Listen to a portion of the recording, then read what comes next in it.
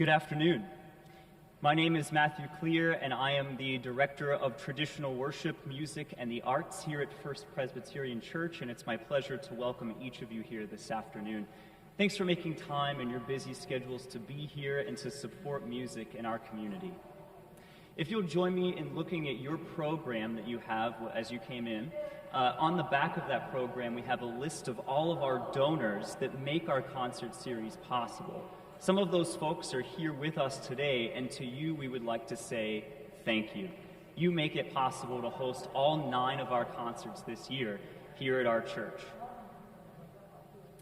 If you'll join me in taking a minute to do a couple of housekeeping things. First, if you're new with us here today and you've never been here at First Presbyterian Church, we welcome you, and we welcome you to come back to our church if you do not have a church home. We have our services each Sunday at 10 o'clock in the morning. If you need to move during this concert, we ask that you do so during the applause and in between pieces. You can go directly to the back of the sanctuary and out to the right to use the restroom. If you'll also join me in silencing your cell phones at this time, I will do the same. Our concert is being recorded and live streamed for those online, so we want to make sure that our music is uninterrupted. Thank you for wearing your masks throughout the duration of this concert to eliminate the spread of COVID-19, and thank you again for being here. Without further ado, would you please help me welcome Dan Urbanowitz, Artistic Director, and all of the musicians in St. Pete Baroque.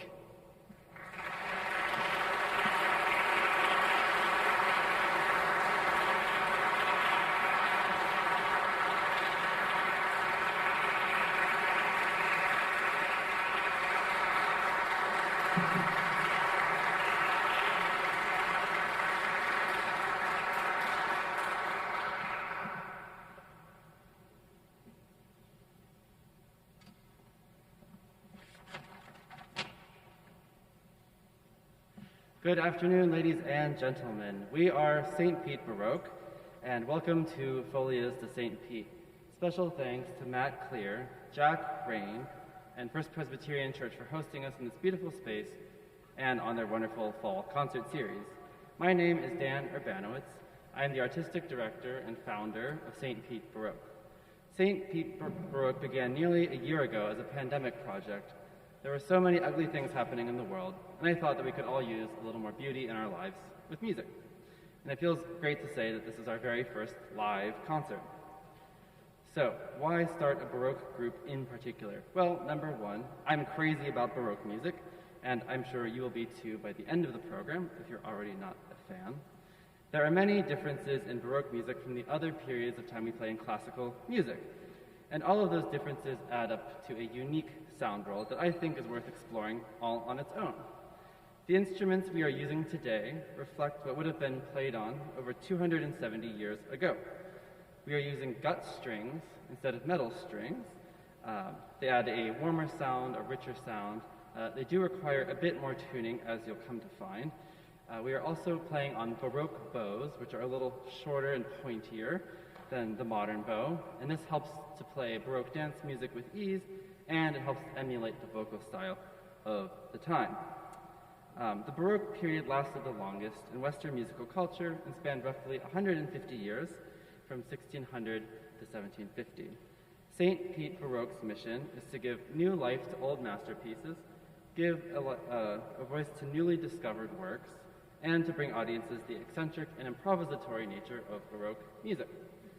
We are a non-profit organization, and as of today, we are the first Baroque ensemble in Tampa Bay. And we would love to continue bringing you music of the Baroque period. If you enjoy what you hear today, please consider making a donation, a tax-deductible donation through our website, stpetebaroque.org, or if you're tech-savvy and modern, unlike us Baroque musicians, you can scan the QR code in your program that will bring you directly to the donation page.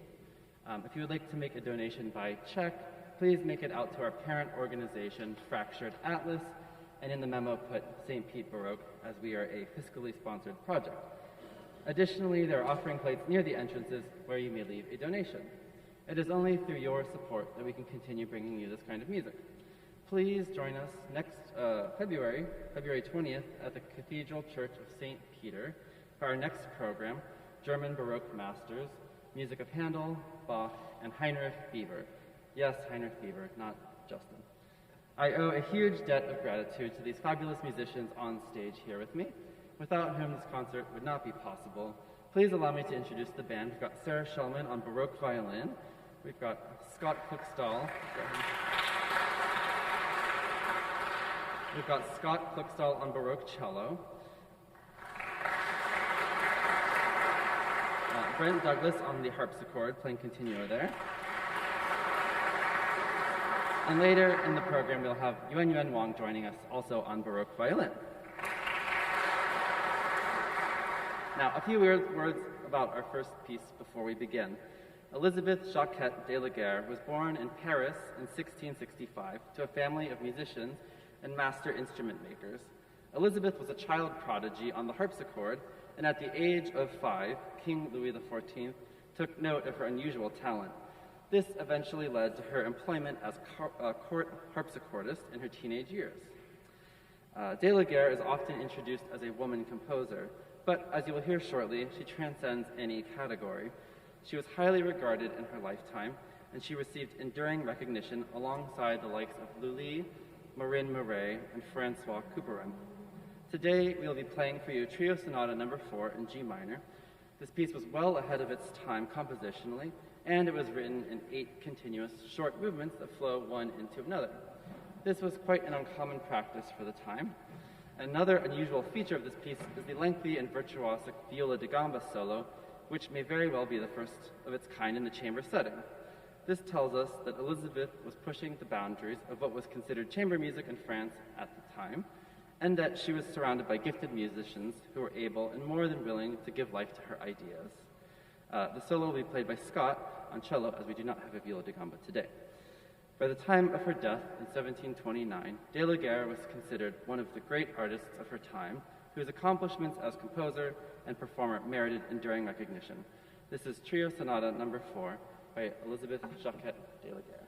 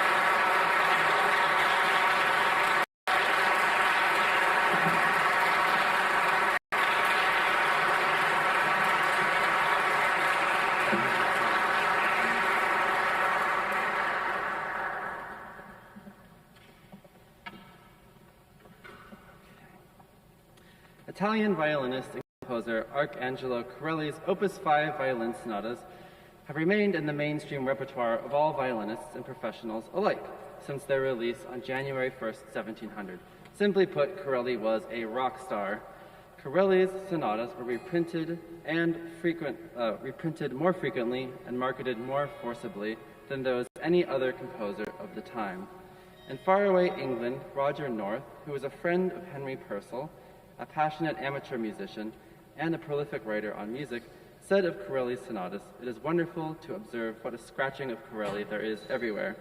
Nothing will relish but Corelli." Corelli had gone viral, so to speak, and by the 1800s, there had been 36 publications of the solo sonatas. A defining feature of Baroque music is improvisation, or ornamentation, as we call it.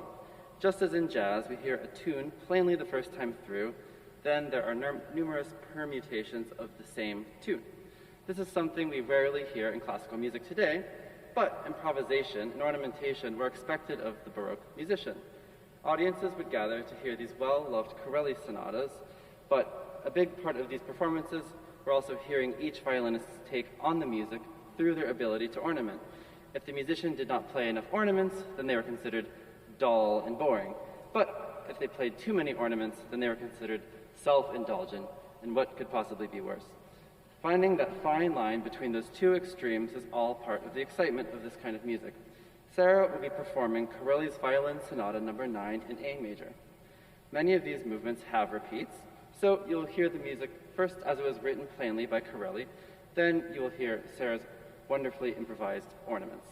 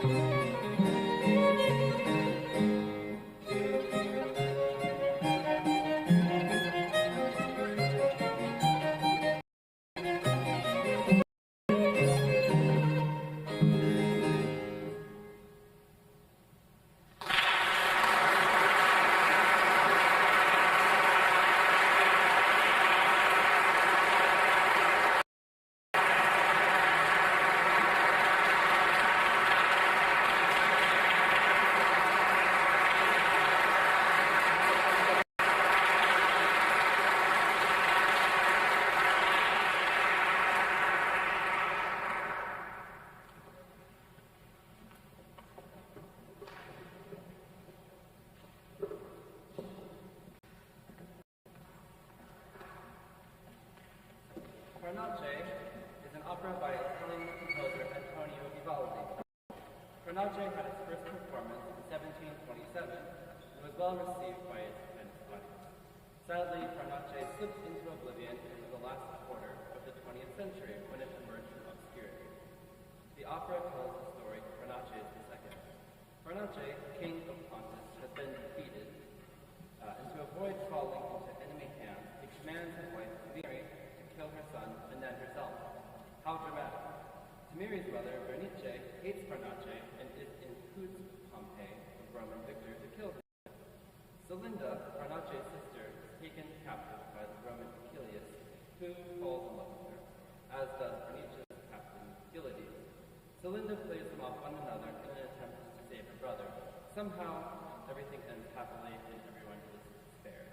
We won't be playing the whole 3.5-hour opera for you today, rather just movement in the opening Sinfonietta, which is the second movement art on Dante. Please welcome Yuan Wang to the stage.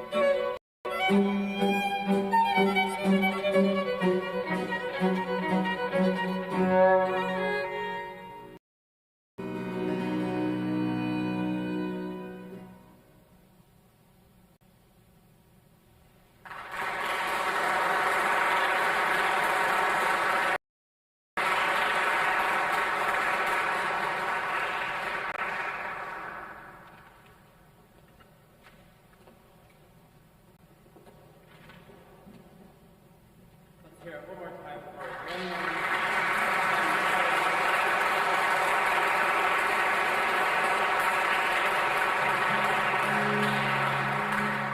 really been so spoiled all along listening to hear them play this throughout the week. So, Isabella Leonarda.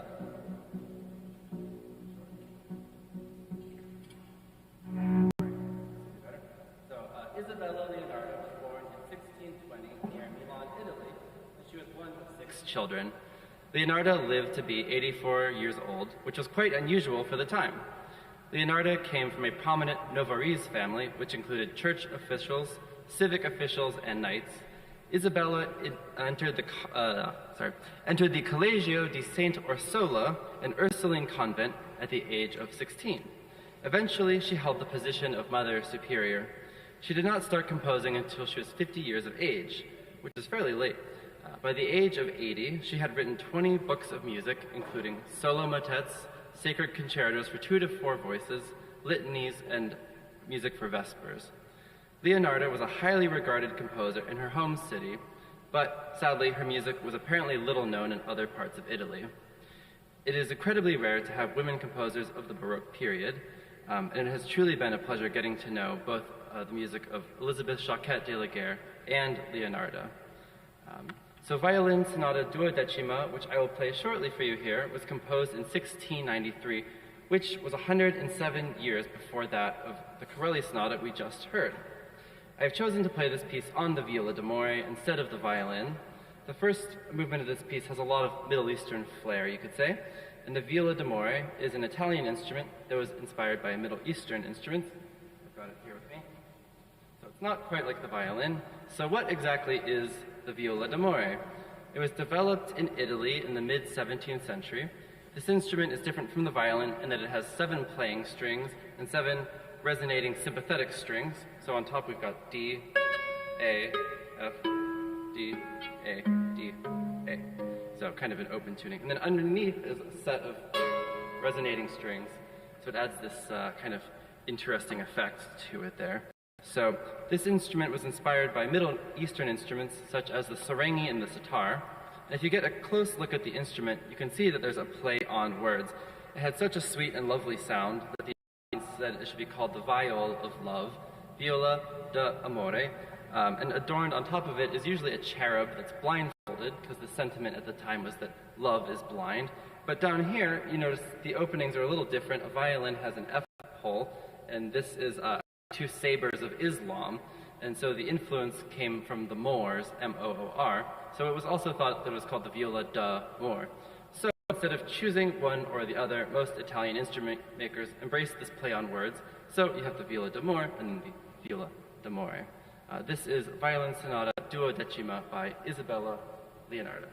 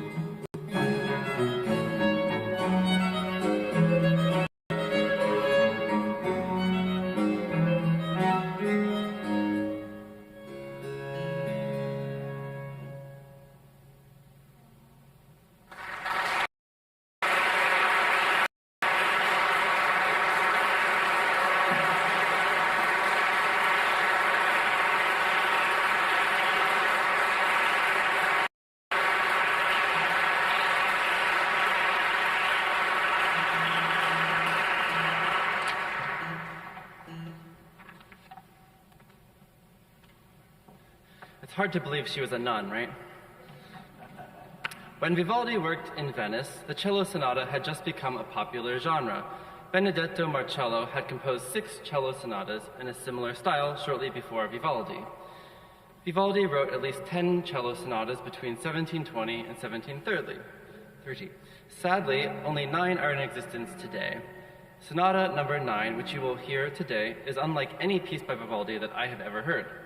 Vivaldi seems to be trying his hand at a completely different compositional style. It's thought that he had a German client who, of course, wanted some German music. So it bears titles like Allemande, Gigue, and Sarabanda, which you really would never see in Vivaldi. Let's see, German client. Okay, to me this piece brings to mind the cello suites of Bach. Bach and Vivaldi were contemporaries, and it is well known that Vivaldi had quite an influence on Bach. But with this piece, I am beginning to wonder if Vivaldi began to take some influence from Bach. Cello Sonata number 9 was unpublished in Vivaldi's lifetime, and it sat unplayed for centuries until it was rediscovered in 1975. This is Cello Sonata number 9 by Vivaldi.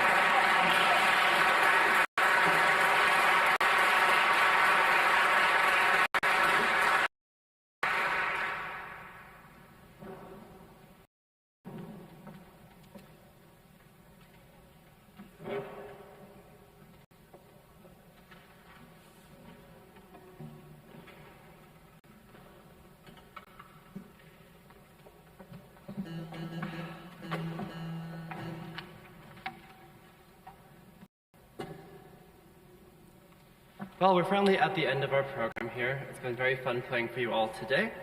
The last piece of the program is Folies de St Pete. So the history of the Folia tradition dates back centuries. La Folia was developed out of the folk music of late 15th century Portugal, where it was used in popular festivals. La Folia translates to the madness in Italian, and it refers to the frenzied way peasants. The peasant dance was described as very noisy, while others highlighted its fire. It was said the dancers made gestures that awakened voluptuousness. Oh dear. Essentially, the La Folia form is a 16-bar form with the same chords over and over again. To me, it kind of sounds like an early pop song that people could riff on and have fun. One begins the theme, and then each variation becomes increasingly more wild.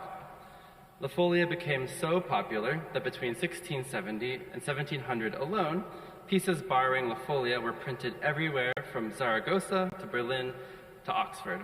By 1760, it had even reached Mexico and Bolivia.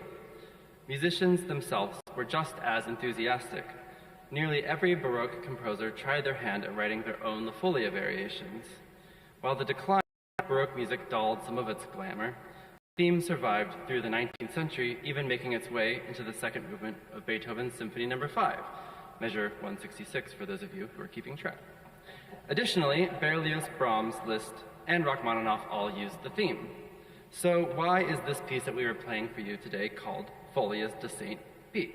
Well, simply because it was arranged here in St. Pete by yours truly, and in the spirit of a genuine La Folia performance, I drew upon several sources.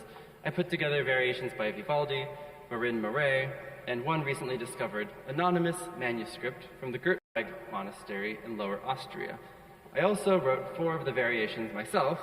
I tried to emulate the Baroque style in a couple, but I decided to break away from tradition and a few others. Let's just say that I was inspired by the fire and vivacity that we all experience here in St. Pete. Thank you all so much for being here today. It is incredible that we can still make music in 2021. We have not taken 1 second of it for granted, and we are so grateful that we could share this concert with you live. Music is not possible without a wonderful audience, and you are what makes a musical experience worthwhile for us. We so hope to see you again in the future. This is Folies de St. Pete, and we are St. Pete Baroque.